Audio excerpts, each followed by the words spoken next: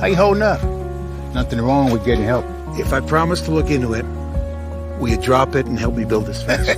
Now you need my help. If you or a veteran you know needs support, don't wait. Reach out. Find resources at va.gov/reach.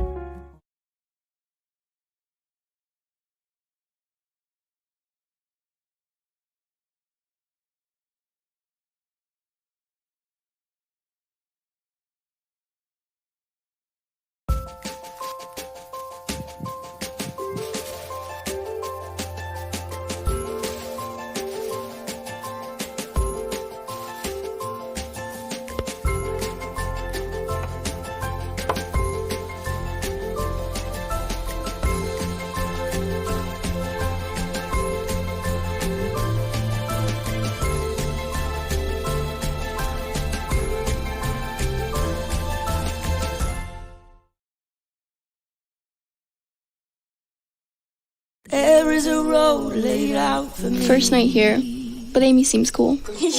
Leading down to the river. I am blind, but I need not see. What do you think? I know this road is there for me. If I'm really free, take me down to the river and walk.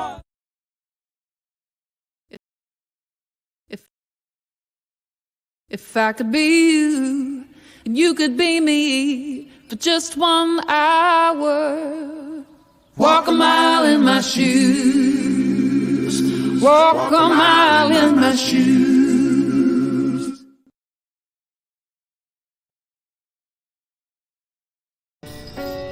I'm a first-generation Filipino American. You don't always feel you're a part of the country you live in. It's this weird middle space sometimes that you have to live inside of. But when you meet others that are also living in that space, you'll learn to know that it's its own unique space too.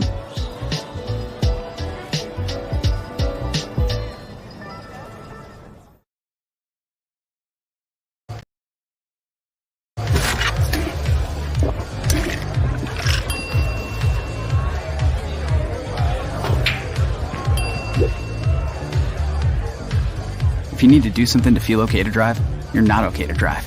Don't drive buzzed.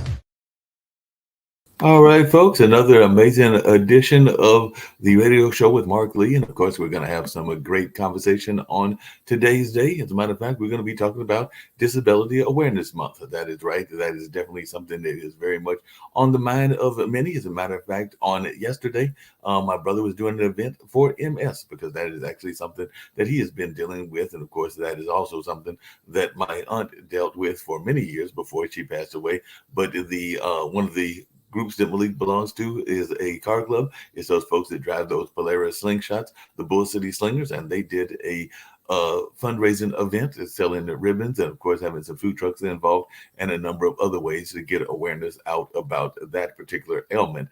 And that was taking place in the Durham area at a former mall location that will be converted at some point or another, and will probably be turned into like a mixed use development or something in that space. But the food truck rodeos were there, as were some other clubs that were helping folks raise awareness about MS, because it is MS Awareness Month also. But March is definitely Disability Awareness Month. And of course, that means that it is time for a lot of people to be paying attention to how folks are doing in that space. So I'm very privileged to have with me on today's show, Zilo Marshall, and he's going to share a little bit about what he went through, because he definitely went through a TBI. As a matter of fact, we have a show on this network that airs on Saturday called TBI Uncovered, which is somebody that suffered one of those injuries. And actually, I think hers was as the result of violence and all in that space. But Erica Renee does a show that focuses on that on Saturdays. And definitely she has interviewed a number of people that have gone through various kind of dealings with traumatic brain injury. Don't know that she's ever interviewed Zilo. I'll have to find out from both her and him, but I'll find out from him at this particular time. And if not, maybe we can make that an arrangement at some point or another. Because like I said, that show does run on Saturdays. And of course, she went through her own experiences as well. And it looks like Xylo suffered his incident when he was a young child at only the age of 11, but he is definitely doing a lot of great work and all in that space. Has a successful real estate business, from what I understand, and a successful other things going on in his life as well. But Xylo, glad that you were able to come here and share some of the things that you have gone through, including living on your own since being a teenager, and like I said, even becoming a realtor and all in that space. So definitely for those that are not that familiar with what TBI is all about, like I said, I know it's traumatic brain injury. If you could just share a little bit about what happened on that fateful night. I know that it had to be a very traumatic incident and all in that space, and you were at such a young age, 11 years old, and all of that. As a matter of fact, I was just watching on yesterday a series, and it was actually a series of young kids that were talking about how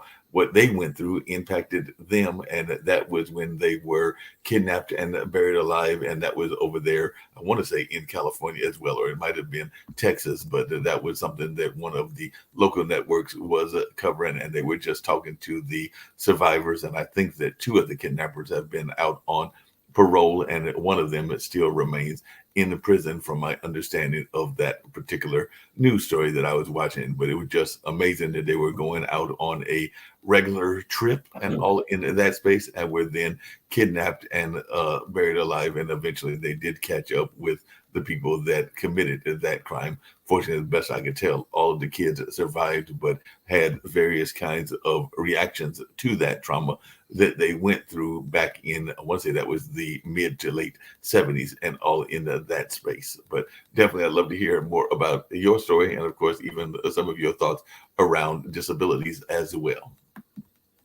Yes, good morning, good afternoon.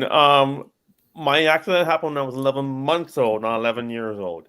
Right, 11 months. It was such a situation that that I grew up not understanding the concept of certain things, how to do things, what is appropriate and what is inappropriate, and learning those things was very, very difficult to understand, because you have to redevelop everything you developed. And I have a plate in my head, and it's difficult at times to just, you look at me now and you think of me as being normal, but behind all of that, there's this thing called a hidden disability, Right. which, unless you see me with stuttering or whatever, you don't know what the issue is until you get to know me.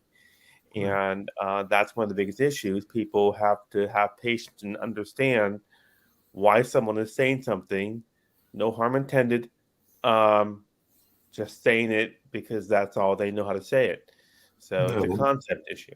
Yeah, that makes a lot of sense. And like you said, a lot of times people don't understand that until they get into conversations and all in that kind of space.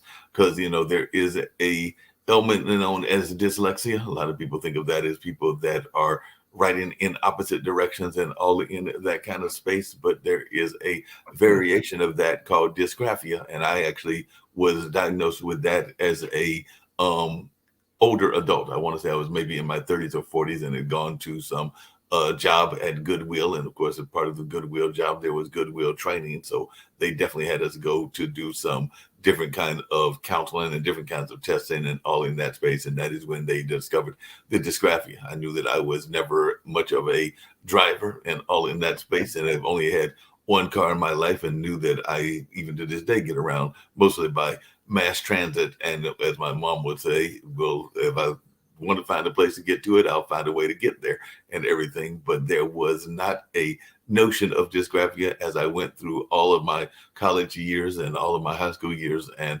definitely in that space until the adult years. So I oftentimes feel that there are a lot of people like myself and like you that are not always known that they are going through whatever they are going through in that space. So I just wondered, is that something that you feel that schools need to do a better job of addressing, and a better job of making people aware of those situations and all in that space? And I have a follow-up question after I hear your answer.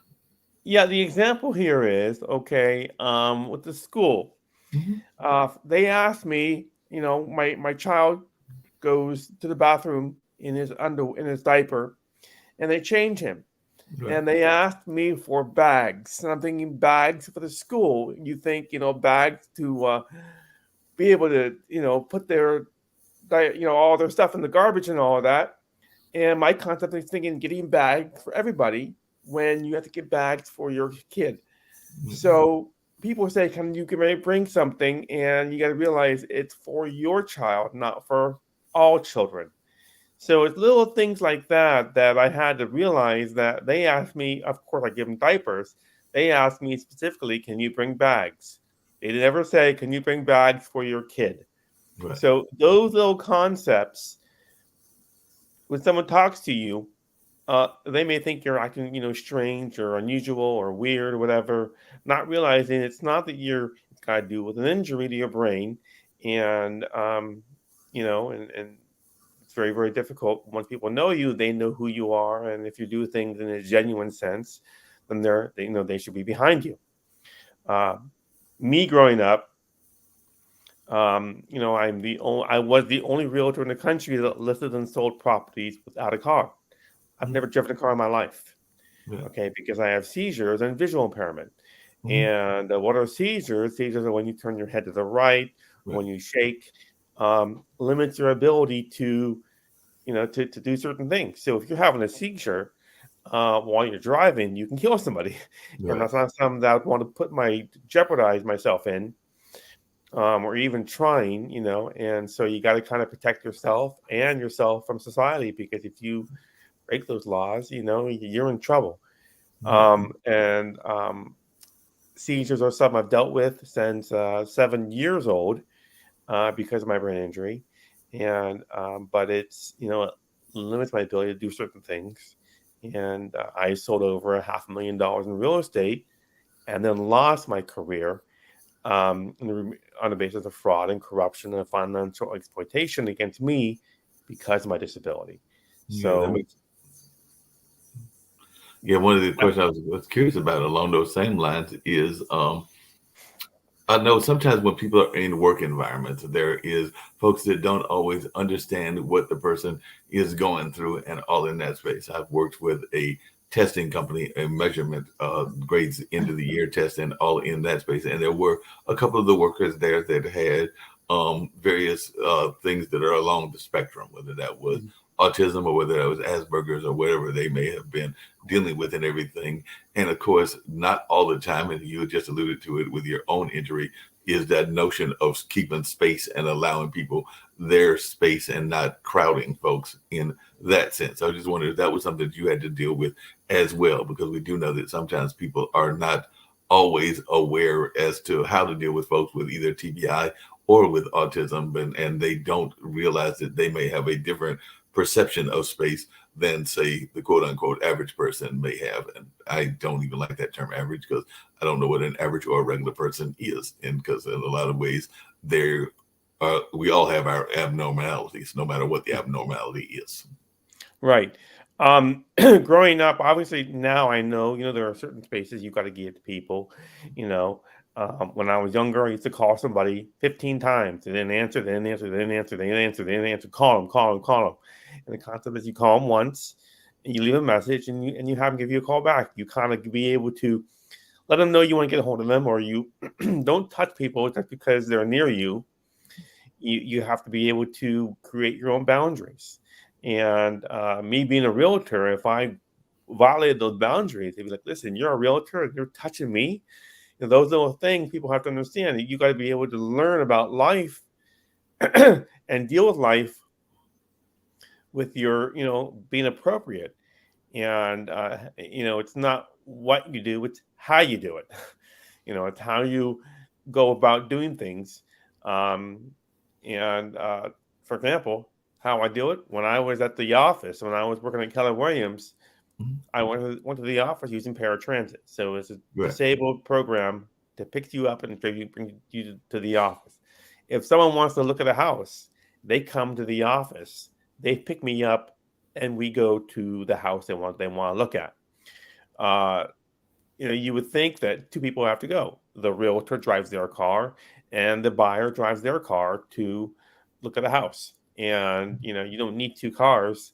But it's very, very difficult to get around and do things if you're looking to sell houses. But if they want to come to your office and they pick you up, they know what your situation is, you're here to help them buy a house, then they got no problem doing that. And I sold over $500,000 in real estate doing that. And then that was from 2005, 2010. Lost that on the basis of fraud and corruption. Oh yeah, and definitely want to get into some of that as well as to how they exploited you and all in that kind of way. But one thing that I was curious about is some people don't like that term disability, and some people don't like the term handicapped, and some people like terms like differently abled and things along those lines. When you think about your own injury, and you've had it ever since your very much of being a young baby and all in that space, what terminology do you like for folks to use, or does it even matter to you whether they call you handicapped or disabled or any other of this terminology that people like to I use? think the normal word is, disability. Okay. Handicap, I think is more, you can't, you're handicapped. You're not able to. But disabled is general, and that's letting people know I have a disability. Whatever it is, they either see it or they don't see it. Mine is also a little lisp. Okay, the S sound and certain words like that. Unfortunately, I don't have any stuttering, but I do have damaged. I don't have all the details about my injury, but it does affect my vision. I have optic nerve damage in the right eye. It does affect my memory. It does affect my speech. And one of the biggest things is, sometimes I speak too fast. And you got to learn to speak slowly so they understand what you're saying. Because when you're sitting there speaking fast, people need to ask you over and over and again. They don't want to waste their time on you if you can't relax and be able to talk to them. So it takes time to understand people with disabilities, but me going out there in society, for the most part, have no. They don't notice it until they get to know me for a little while, and they see there's something wrong. Unfortunately, there's no way I can get out of that. I can't become undisabled. That's just it's funny. We can have a heart replacement, but we can't get a new brain. They can replace your heart, but we can't get a new brain. So it's kind of funny that and you got to deal with what you have, and we can't replace parts of the brain. If it's damaged, it's damaged. 1/4 of my brain is brain injury, which is a lot. Yeah, that is a lot, but they also say that, well, a couple of things. One, they say that with technology, eventually they may be able to heal things around the brain and everything in that space. But of course, that is probably some distance away and all Oh my along those gosh. lines. And then the other thing that you just said that I found quite interesting is that 1/4 of your brain is damaged, or you're not using 1/4 of your brain. But they already say that humans in general only use, I think it's like 1/10 of our brain power in the first place. So it'll be interesting Yes. to find out, which part of the brain that is damaged would have been the part that you would have been using in the first place along the lines, because they just say humans in general don't use as much of our brain power as we should.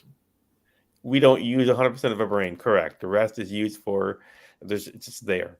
So that's what I hear. Yeah.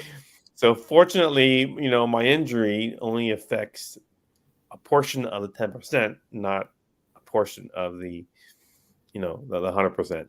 That makes a lot of sense. Yeah. You went on and became and are still a motivational speaker. I'm sure that probably shocked some people that you have this TBI injury, but you are also willing to share your story, but also use it to motivate others. So what do you see as your key motivational message, and how do you implement that message when you are doing your motivational speaking? And are you surprised, or are the audience surprised sometimes at some of the things that you went through in your life and that you have chosen to also be a motivational speaker? Yeah, I've done motivational speaking at charter schools. Troubled kids that are on their way out to crime and doing bad things. And if I can save one person from going to prison by going over and saying, listen, you're here, you've done a lot of bad things, you're in a charter school. If you don't go out there and work hard now, you can't undo what you did by robbing someone's house. It's going to follow you till the day you die. You have to be able to become good. You may have some bad points, but don't affect other people by doing bad things that benefit you. So, and that was over 10 years ago. I've been doing almost nothing for 10 years because with my disability, it's very difficult to get back to where I was. But I was, and I think it's very important to tell disabled people, or in the charter schools was not disabled. I was speaking to charter schools. And I think charter schools should understand if I can do it as a disabled person, then why can't you do it now that you've done, 2 crimes and now you're, so it's being able to help those not thinking they're bigger and better and no more and no one can find them and they're, and that's just a lot of nonsense with their ego. And that's what I was doing before. Now, with losing everything I got because I was disinherited from my grandfather's $80 million estate on the basis of fraud and corruption, I am working on other areas in regards to speaking about that issue because, again, being taken advantage of because of your disability is terrible to do. You're disabled, so you can't. You can't do this, you can't do that. And it's challenging because people will take advantage of you because of your disability. Yeah. Why do you think so many people are so willing to take advantage of the disadvantage? Because I've definitely seen that. We all know the story of the blind woman that is robbed because she can't see the robber, or the people that do pranks and other things for folks that are in wheelchairs and other forms of bullying the disabled, because it's definitely a form of bullying if you're going to be taunting them and using their disability against them and everything. So why do you think that is a part of society and a society to some degree, even though it shouldn't be accepted and we don't need to be doing that and all in that space? So just wondering, why do you think that that goes on as much as it does? Well, a lot of disabled people have behavior problems. Okay. And that's what I had when I was younger. I had a lot of behavior problems. I was 16 years old acting like a 10-year-old. Okay. Got no reason to deny that. You kind of learn. But in society, as a grown adult, you should be at the same standard as somebody else. Okay. You and I are the same, and they're like myself. I'm inferior in certain areas, but I shouldn't be treated as inferior. Maybe given a little help, to do certain things. But to take advantage of me, is what people want to do because they think, well, listen, I'm not going to waste my time on you. You might do something to me. And disabled people, there are a lot of people out there, schizophrenia or whatnot, that do bad things because that's all they know. That's all they know. And, when you think one person's this way, they're all that way. And it's not true. You have people from all walks of life that do good, bad. There are 3 things. There's good, bad, and otherwise. It's not good, it's not bad, but it's not, it's, whatever. And these things are, you got to be able to respect everybody equally. Don't think of them inferior or superior. But people just, they don't have any patience, just a little patience of helping somebody get to that point and then being proud of it. My aunt disinherited me from my grandfather's $80 million estate because my disability, thinking I'm inferior. What am I going to do with 5, 6, 7, 10, 12, $15 million? Nothing. And my aunt knew I was a realtor. She thought it was all a fake. Okay. And under the law, whether you're disabled or not, you can't say you're somebody you're not. I can't go out there and say I'm a police officer if I'm not a police officer. You can't be. They can throw you in jail for that. That's impersonation. Right. So saying you're a realtor if you're not a realtor, that's impersonation, and that's what my aunt tried to, or think I'm doing. And I, like her or anybody else out there, want to go out there and live in society and work, not live on the system and have the government take care of me. Okay. And people out there with disabilities, they're taken care of. The government gives them money, and that's that. But they're at a standstill because if they go and do something, get a job or get somewhere, and they fail, they lose their disability, they lose everything they have, and then they'll be on the streets or whatever. And that's where I'm at. I am trying to get back to where I was as a realtor because I want to get off SSI. I don't want to be living on the system. I want to go out there and make as much money as I want, like anybody else does. I want to be considered normal. People come to me for advice. And when it's taken away from you, okay, for me, it's almost impossible to get back to where you were because you're not getting the help you need. People with disabilities need help in certain areas, and just a little hand from somebody, and then you go on your way, it's fine. But people out there, they just have this image, ego.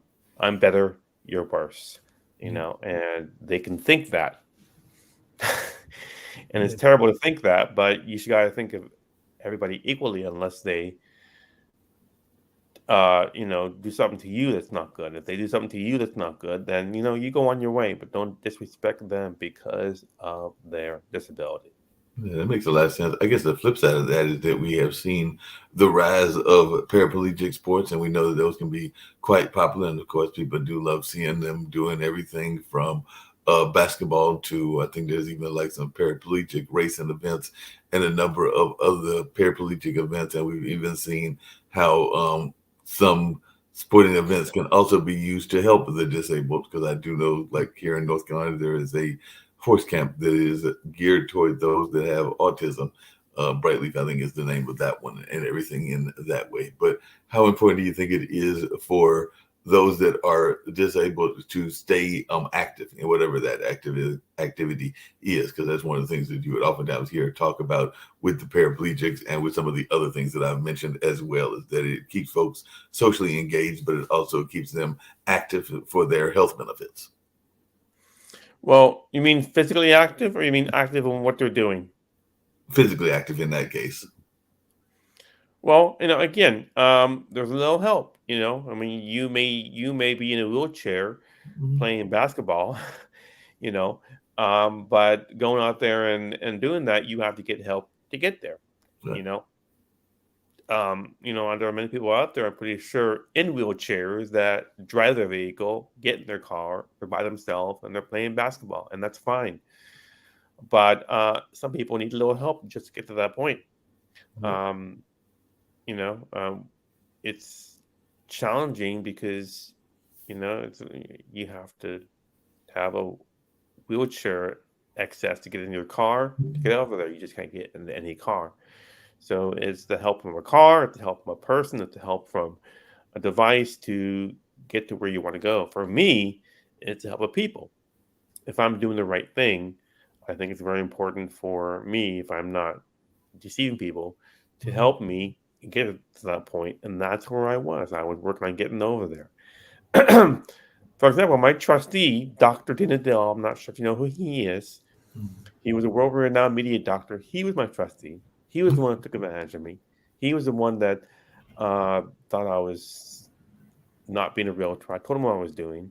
And because he's a doctor, because he's known worldwide, he's superior, he's bigger and better, and I'm inferior. And that's what got me back to where I was. And it's challenging to get to that point because he took advantage of me because of my disability. Definitely. Just to backing up on the accident when you were a baby and everything, were both of your parents killed in that accident, or did they survive, and how many other people were involved in that accident when you were a youngster? And because I did hear you mention your grandfather, I believe it was, so I'm assuming that he must have done some of the caregiving and caretaking of you as you were going into childhood and through childhood and into adulthood. Yeah, me, I was in a car. I was in a bug car, 1970s bug car. And I was in the front seat, and I was in the crib, and my mom hit a tree, and I went through the windshield of a car. My mom didn't die. She hurt her ribs, and I had brain damage, as you saw in that uh, letter that was written about me or intake, that I was unconscious. And so that's what happened. My mother died when she was murdered in 1989. I was 14. And after she was murdered, I got the support and help from my grandparents. They're the ones that helped me to get to where I was. And without them, I wouldn't understand life as I would now, because I didn't get the advice and help and support that people would help you get to where you were at. So me growing up, I wasn't very close to my dad. We didn't have a meaningful relationship. And despite my disability, I'm still thought of as inferior, even by my own father, inferior, that I'm less than because of my disability. Well, that, and you had earlier talked about how some people had abused that, and even that caused some problems in your work environment. And I'm sure some of the folks that are watching and listening would like to hear your take on that as well, because we do know that in a lot of different ways, people can be exploited even in their work environment, whether that's as a realtor or whether that's in an office environment. Because I do know that sometimes people have even been passed over for jobs because they were felt to be inferior, or they were felt like they could not do it as well as some of the other people that were in a similar job, even though some people might be smarter than those that got the job, and all in that way. So I just wondered if you could share a little bit about your own experiences and your thoughts about fairness in employment and employment fairness in general for those in the disability community. Yeah, I have not worked for a job. I used to work at Long's drugstore when they were in business a long time ago. And then I was working as a realtor. Many buyers didn't want to use me because I don't have a car, I don't have this, I don't have that. So they didn't want to waste their time on me, which, you can't please everybody. And so, but there were people out there that say, hey, listen, this guy's helping me buy a car or buy a house, and I'll pick them up. And so, yeah, there are people out there that don't want to waste their time picking up a realtor. Usually the realtor would drive the client over to the house. Right. And so, there's the problem, I'm going to have to pick up a realtor and bring him to a house. Why can't he pick me up? So it's right there with that issue right there. But most people that I worked with as a realtor gave me the respect, told me I was working hard, or told everybody I was working hard, and was impressed and astonished that I'm going to work as a realtor, selling property without a car, and having little experience, and working my way up, getting to that point. There's a lot of documents you got to read and understand. And for me, I have to read and reread and reread and reread. And that's the issue, having to understand what you're doing. There's understanding how to do something. You're at the store, you put the groceries on the shelf. That's just common sense. Right. But when there's a document you got to read, you got to understand so that you can explain to people what this document means and what's it for and all of that. And that's what I was working on to understand. Some people, they can just read the document and there you go. For me, I have to understand, like I said, about the bag for kids at school. Right. You need the bag for just your son. That's just one concept of, what does this mean? Does this mean, what does this document mean exactly? And that's what I was working on to get to that point. I mean, a lot of documents you got to read and understand. Takes time. Yeah, it definitely takes time to get all those documents read and all in that space. One of the things that we've been talking about on the network Pod TV and on a couple of the shows is this notion of inner critics and outer critics. And I imagine that there was a lot of times that you had your own self-doubt as well, even as you had that successful realtor career, and even as you were facing what you were facing with the TBI and all in that kind of way. So how did you get past that inner critic that we all have, and also how did you get past those outer critics? Because I'm sure there were a number of people, and you alluded to some of them, that were telling you, don't bother being a realtor. You don't have the car, you don't have at that time, I'm sure you went and got it, the license, but you don't have any of all these trappings that are needed to be a successful realtor. Stick around, go bag some groceries, go do something along those lines, but don't try to become a realtor because you're not going to be successful at it. So I'm sure you had both that inner voice and that outside people that were telling you things like that. So how did you as an individual deal with that, and how do you use that to motivate others that are going through similar things in the disabled community? Well, if people don't respond to you, other realtors, they don't want to be around you, I'll just let you know. Okay. They're not going to tell you, listen, you don't drive a car. They're not going to speak that way because that's just unprofessional. Right. And those that were around me had the compassion, understanding, and patience. They asked me, if you need anything, let me know. And I got that a lot because I was working hard. I was a realtor. I wasn't just bagging groceries at the store. I was a realtor. And so they gave me a lot of credit because I got to that point. And I told people I had to go through the test four times just to get my license to understand. And again, people that have this image about me, I just did okay. I don't need to worry about you and think about you or deal with you. I'll just go on to the next person, because there may be some realtors I was working with that just, hi, how you doing and all of that. And they just went about their way, and I can't make everybody perfect or make everybody feel like we're equal. So they, but the majority of the realtors were working with me and always asked me, if you need any help, let me know. And a lot of them that we were selling the property as a team.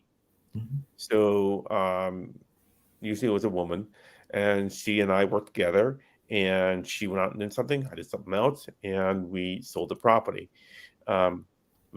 So we did it in that way, and there were, again, only 5 properties I sold by myself without anybody.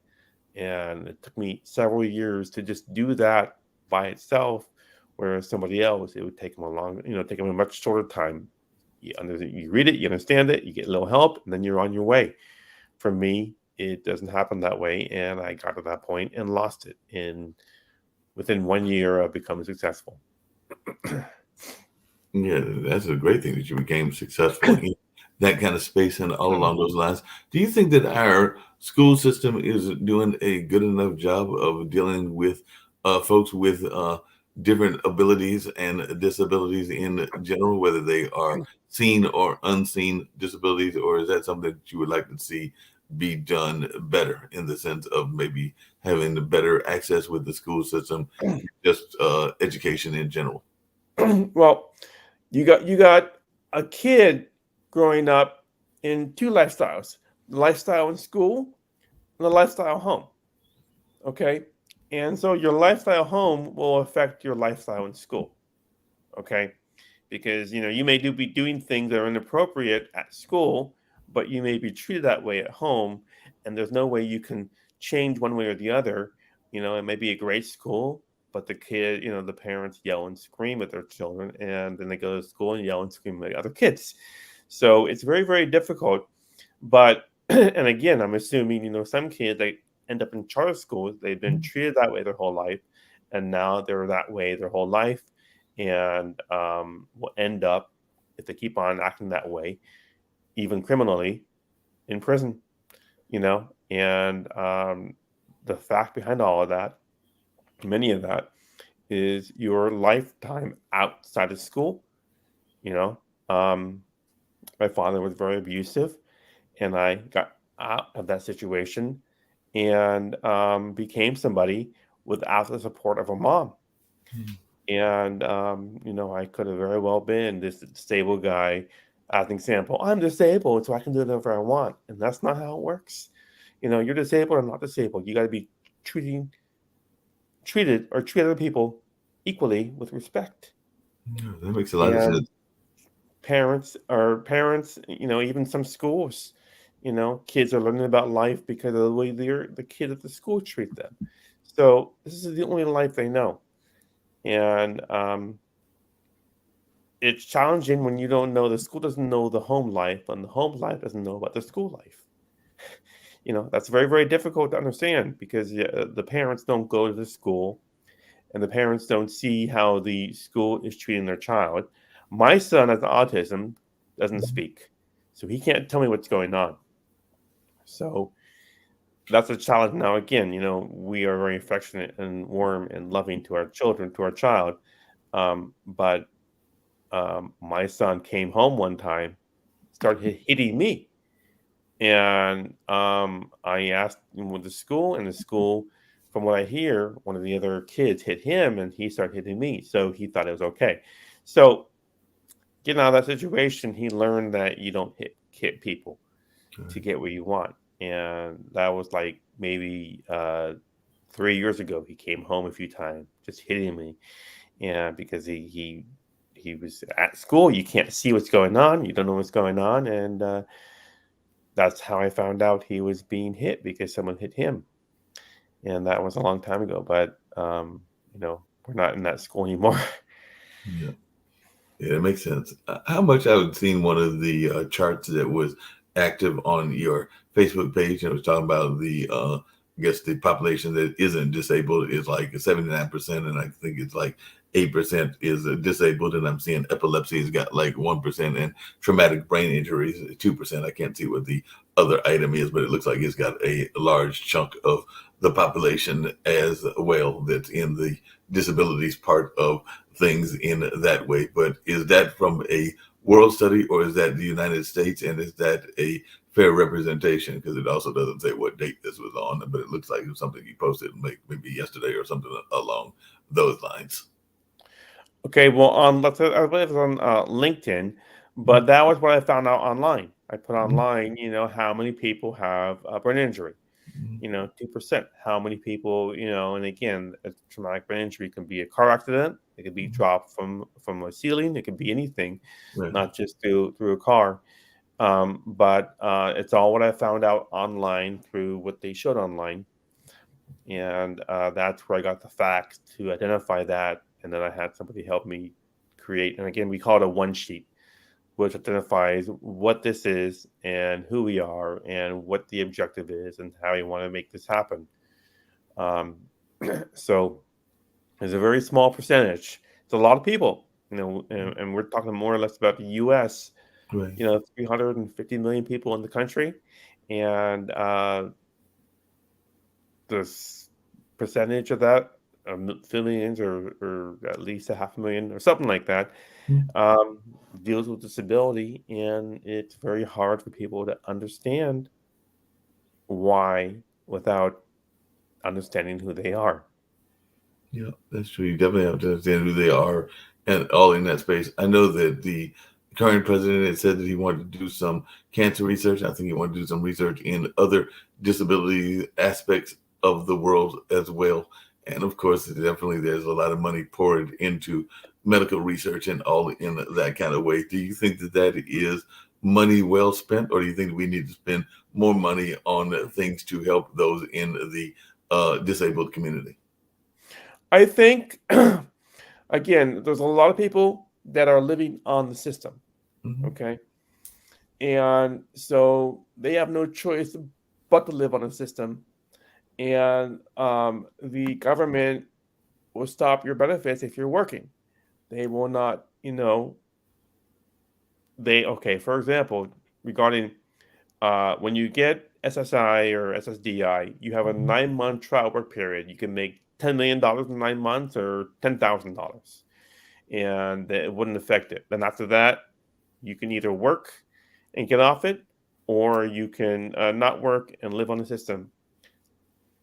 And so, regarding helping people become successful, many people are afraid because, again, I'm on my own. There's nobody I can run to if I'm having a hard time. If my mom was alive, I would go to her house, have her help me. But there's nobody to help me, so I'm at a standstill with society to help me become successful and not live on the system, sitting at home watching TV, looking at the ceiling.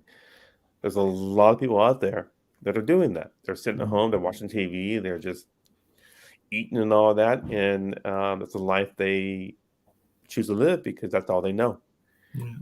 But we need help to have disabled people understand if you want to get into a higher, um, society, we're going to help you. That won't affect your benefits. Yeah, that makes a lot of sense.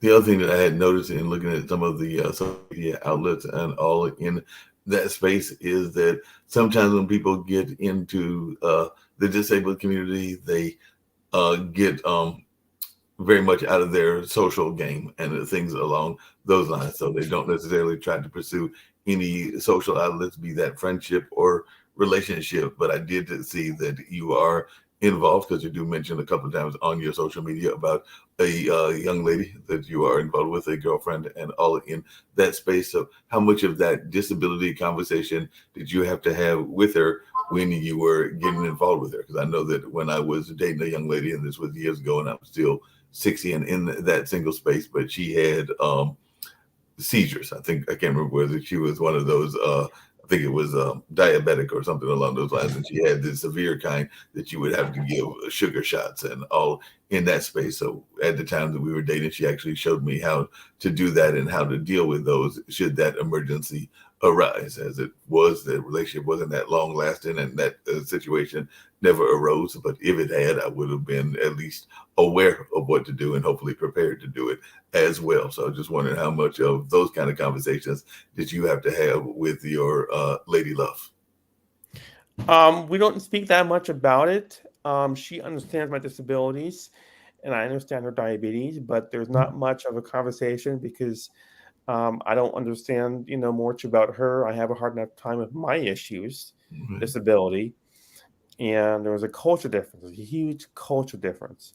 So, there are some variations that, you have to be able to deal with it yourself because there's a culture barrier, and nothing wrong with that, but we don't discuss that, that much. I deal with my disability, and she understands that, and she deals with the diabetes, and I understand that, and that's much where we're at. Um, Not much, to discuss. We discussed my son um, not eating too many sweets because he might get diabetes, Right. but it's not much that I understand. She takes medication, which is fine to control, and she's doing fine, but she can't have cake and ice cream every day. That would be, life threatening. Right. So it's a new concept to me as well to understand that you got to be careful what you eat, and you got to take medications to control your sugar level, your blood level. Yeah, you definitely have to control those things, and that's definitely something that people pay attention to, and sometimes they don't pay enough attention to in that regards.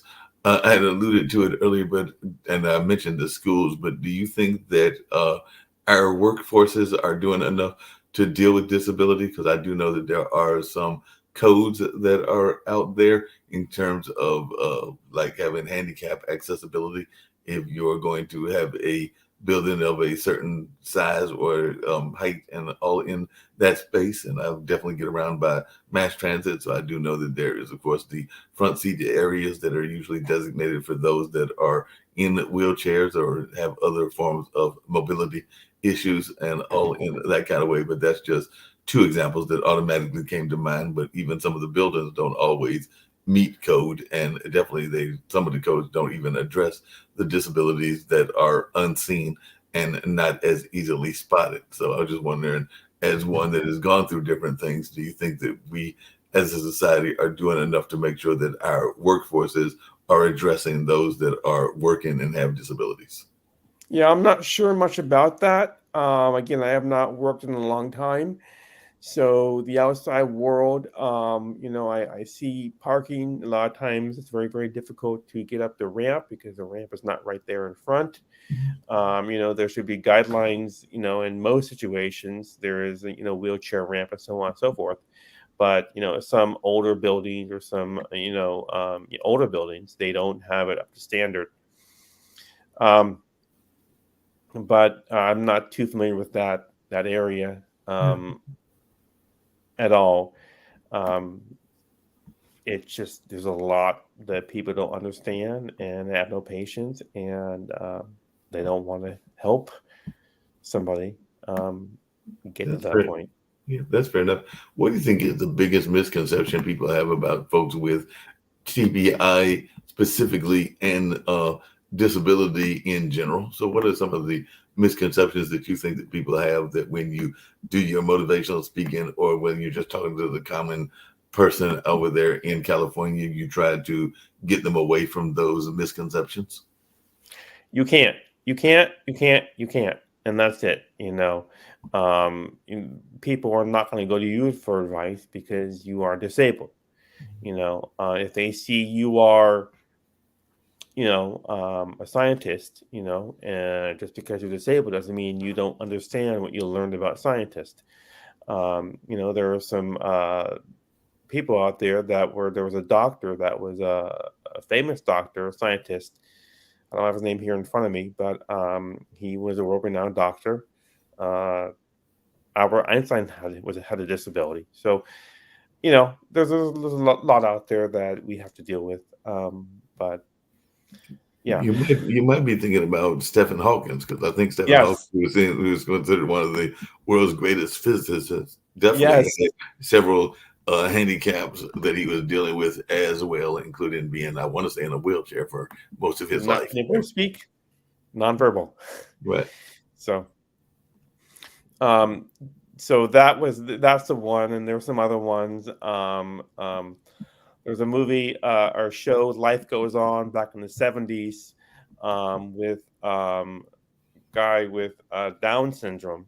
Again, I don't have the name here in front of me again, but again, it's those that are out there trying to make it out there with the support of family, and I did it without the support of family, and then it was taken away from me. I did it without the support of family, and those that knew me didn't really know any of that because they thought I was you know, working with them, which I was, and I am, you know, doing normal things. And so until they got to know me, they wouldn't know much about my background as a realtor.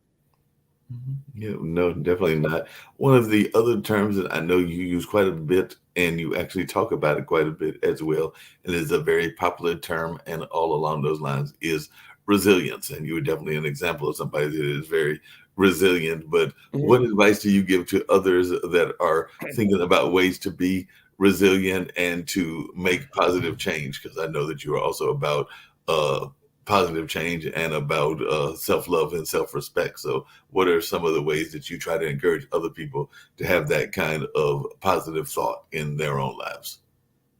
Well, resilience means, when you hear no from one situation, you got to try it from another situation. When you hear no from one person, it doesn't mean that there's nobody else out there you can ask. It just means that this person you can't work with, and there's always somebody else. I mean, with 8 billion people, there's always somebody else you can go to for advice on something, and it's being able to find the right people to go um, to get that advice from. Now, to let you know, I have to get off here in about 3 minutes. I have another meeting I have to go No, to at no, 1 o'clock. we're getting ready to wind down, and I definitely appreciate the conversation and everything. Well, there's a couple of quick questions. I'll try to make them as quick as possible. But one thing that I was curious about is you do talk about the coward inner self and the giant within. So if you can give us maybe a short synopsis of what that is, and then I've got two quick questions that I know have very quick answers that I get everybody to do. So we should be able to knock that out in about 3 minutes. So, coward within, you're talking about? Right. Okay. Don't give up. Never give up. You got people out there that live with depression and just, loss of, and you have to just find other avenues. You might need to take a little breath and relax and all of that, but then you got to go to the next situation and figure out how to do it. And that's what I did when I was going to charter schools. I went to a lot of them. A lot of them couldn't do it. They didn't know me, and so you got to go. Just because they didn't know you doesn't mean you can't do it. It just means, and that's for everybody, not just disabled. I don't know you. Why should you come to my? We got to figure out who you. We got to make sure you're not, a criminal coming to our school, talking to our kids. We don't know that.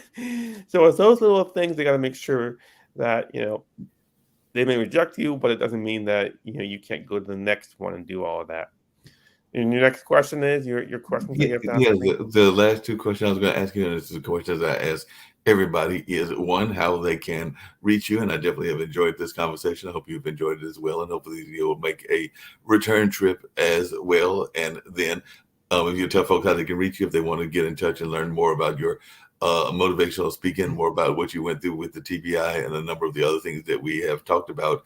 And this is a global network. Pod TV is. So one of the things that I get everybody to do, no matter what part of the world they're coming from or what part of life they're coming from, as well, is share a little bit of a message of positivity and hope for our entire global community, because we do know that the world is going through all kinds of troubles, whether that's the war in Ukraine, whether that's the pandemic that we are supposedly slowly sliding out of, and a number of other issues. So any message of positivity and hope that you want to share, how they can get in contact with you, and if you want to share your insights on California and that part of California that you're from, where you said that the weather has changed as well, we can go out with those three things. So the weather. Yeah.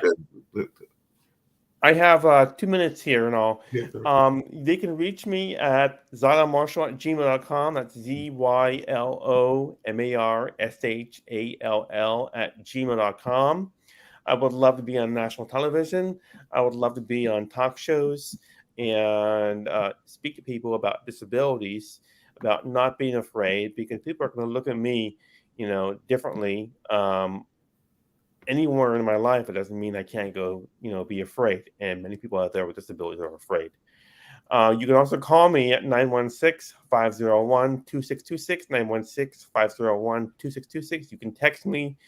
Again, I'd like to be on national television, talk shows, and discuss these issues nationwide and worldwide about the challenges those with disabilities face, and fraud, corruption, financial exploitation, that we're just, we're dirt and we should not be treated because we're disabled. Doesn't mean we've got to be treated as dirt.